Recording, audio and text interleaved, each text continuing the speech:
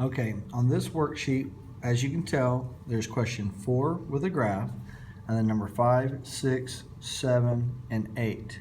Now, all 4 of these questions, or all 4 of these problems, are in Vertex form.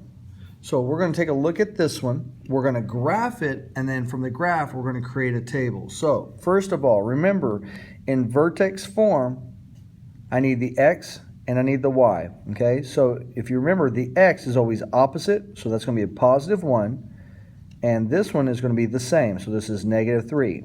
So there's my vertex of 1, negative 3. So I go here to 1, down to negative 3.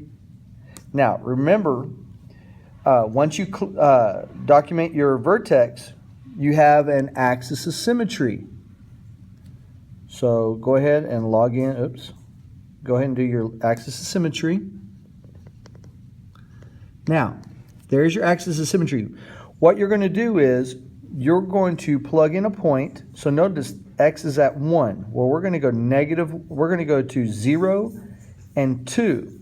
So we're going to go over here. We're going to plug in 0 for X, and we're going to plug in a 2. Then at the same time, once we do that, we're going to come over here. We're going to take our X as 0. We're going to plug it into the equation. So we have Y equals negative, and we're going to plug in a 0 for X, minus 1 squared, and then minus 3.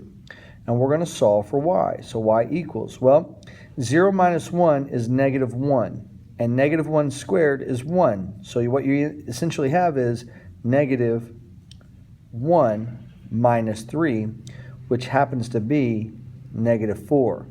So when X is 0, Y is going to be negative 4, so you're going to plug that in here. Now, the reason I haven't done this one is when you come over here and you plug in 0, negative 4, your axis of symmetry acts as a mirror.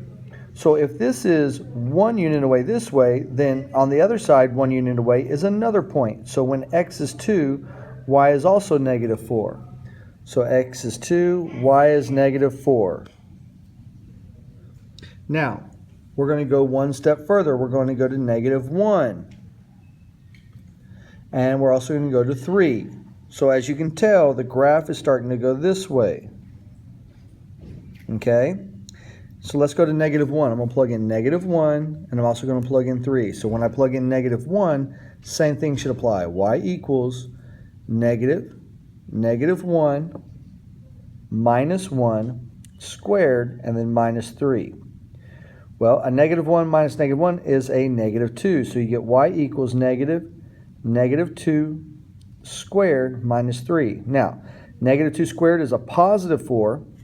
So this turns out to be positive 4. So you get negative 4 minus 3, which is negative 7. So come over here. When negative 1 is X, Y is negative 7.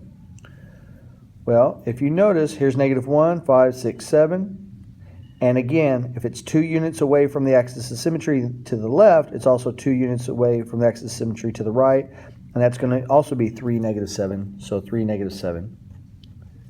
Now, as you can see, we're going to come over here. We're going to connect that.